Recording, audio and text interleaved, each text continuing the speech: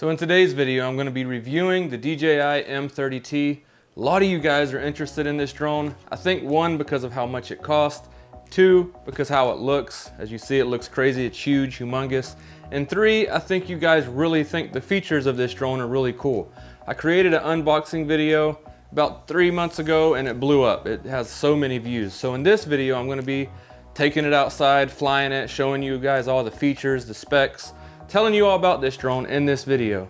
So with that, make sure you stick around. There's going to be a lot of cool things. This drone does a ton of stuff. It's really awesome. Let's get into the video. Okay, so before I take this drone outside and fly it and show you guys all the features that it has and how awesome it is, you know, how we use it in the field that I work. Obviously, I do not own this drone.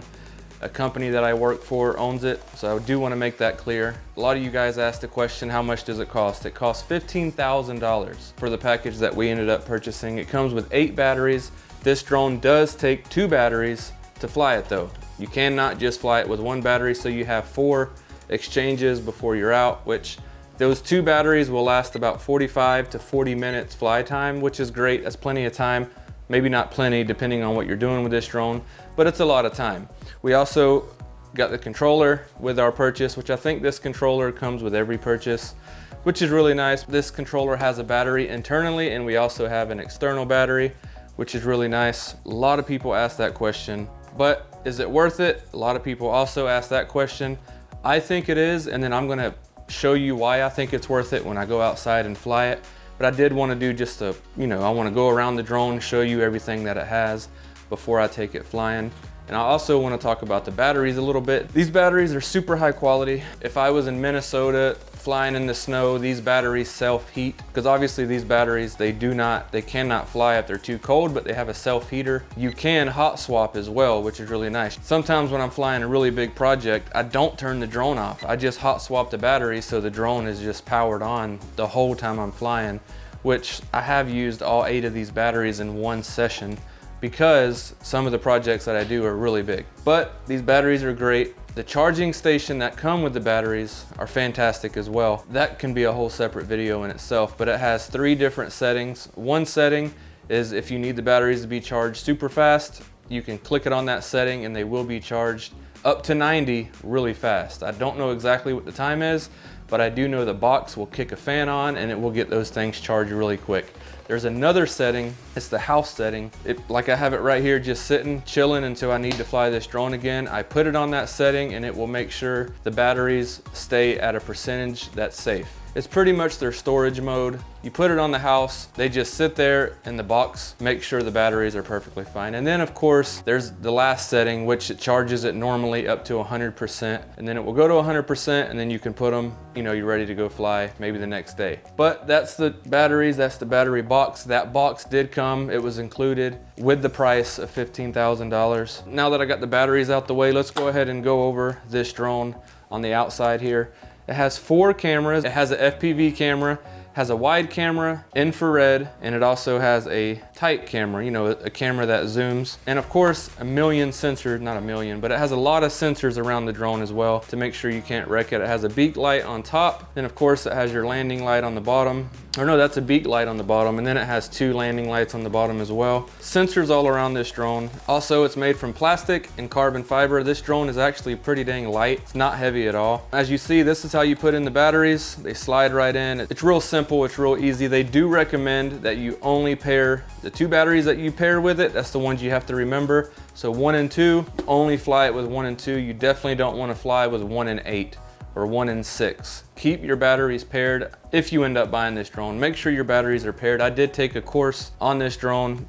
They taught you how to take care of it, so definitely keep your batteries paired. So with that, that's all there is on the outside of this drone that I think is important to go over or go around. It has plenty of sensors, has your beak lights, has your power button, and it has a ton of amazing cameras, which I think is what makes this drone worth the money, is the cameras, and of course, all the features that I'm going to show you when I take it to fly. Okay, so going over the controller on the outside, when I go outside I will be screen recording, so you will see what the screen looks like. As you see, it has all your buttons, customizable buttons, return to home button, Okay, so going on to the back of the controller, has your micro SD card slot, so you can record, screen record, and it goes right to that SD card. It's really nice. You have your USB-A, HDMI out, which is sweet. If you want somebody else to have a screen looking at what you're flying, you can do that. And I'm sure there's many other features that you could use for that HDMI, but that's just what I thought of. And obviously your USB-C, that's what you're gonna use to charge this thing, and I'm sure it does data as well. I just haven't done it. So you have your record button, and then you have all your modes. Normal stuff that's on a normal drone, it's just in a different location on this controller. You also have a bunch of customizable buttons on the bottom. Not a bunch, 1, 2, 3. 3 customizable buttons on the bottom,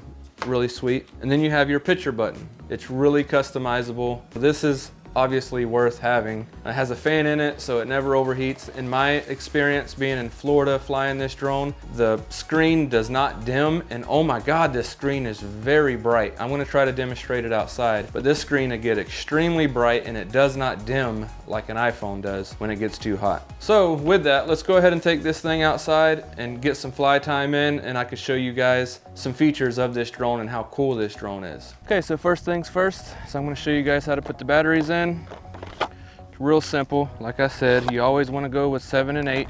Always want to make sure they match. As you see there, it matches. So as you see, this is the FPV camera. As you're gonna see when I take off, it's really wobbly and it has no stabilization because it's not on a gimbal, but you could always switch over to camera, and then all of those settings will drop down in the center as you see here. It tells you the wind speed when you're up in the air. It tells you how fast the wind's going, so that's a really cool feature. If you watch the range test, you've seen that. But I'm gonna go ahead and take off now and then show you some of the features that it has. So it's a lot louder than the smaller drones, obviously.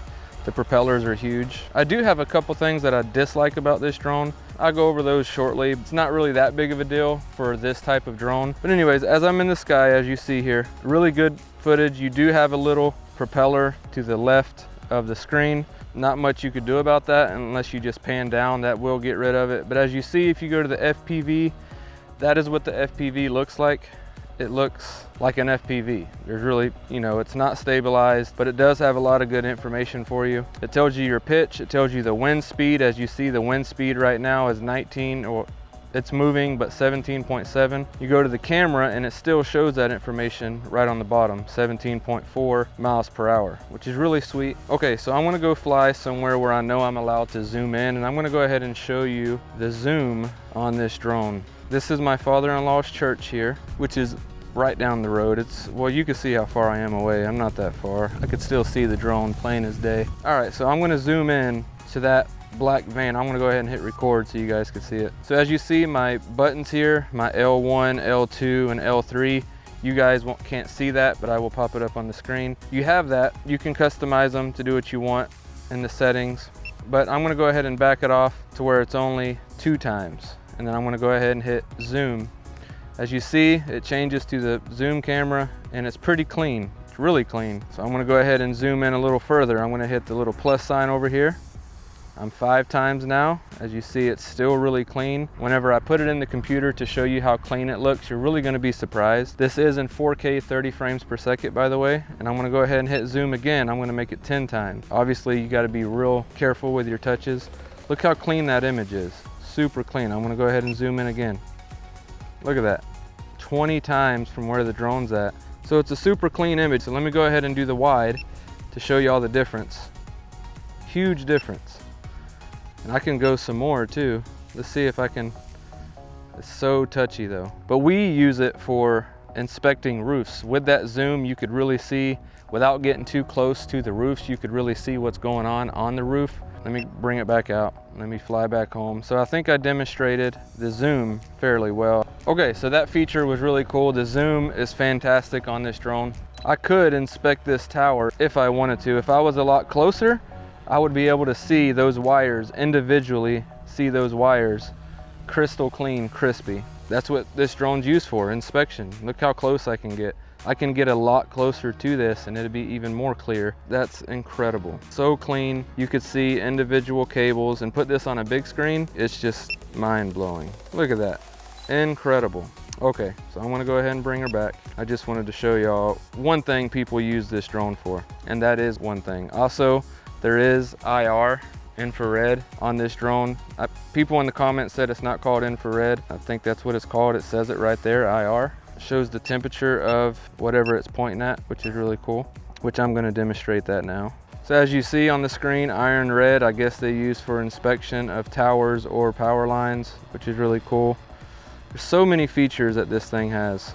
So as you see, my roof is cooler than the ground, and you can see the cool spots on the roof. There's a lot of use cases for this. Fires, search and rescue. It does have zoom as well, which is really nice. This is used for, like I said, search and rescue, inspecting power lines. You can see hot spots. It's used for a lot of different cool things. We use it as well, but I'm not just gonna say what we use it for, but we do use this feature as well. It's a great feature to have for what we use it for. A few things I dislike about this drone, or not dislike, but I wish they would put an update or something, is I wish it had 4K 60, just in case I needed to slow some footage down, it wouldn't be choppy. That would be a nice feature to have. Because I shoot video a lot, I wish it had 10-bit, so the colors would be a lot more vibrant. I mean, they're good, they're great, but it's 8-bit video at 4K 30. I wish it was 10-bit video at 4K 60. That would be nice. Obviously, it does have a way to take photos as well. The photos are great. 12 megapixel photos. It's okay, it's JPEG only. It don't shoot RAW photos, which that would be nice. The sensor in that drone is a 1/2-inch sensor. Wish it was 1 inch.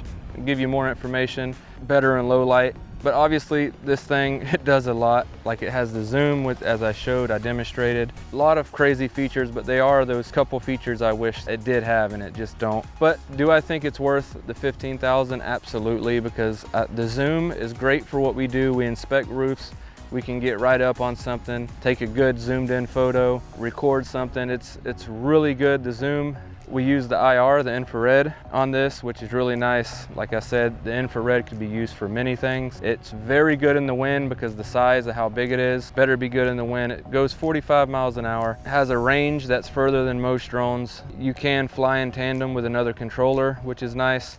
You can hot swap with the batteries, which is very convenient. You know, and it has a lot of things for flying at nighttime too, for like search and rescue. So with that, that's all I have for this video. I just wanted to go a little more in depth in this video to give you guys a little more details, show you a little more about this drone.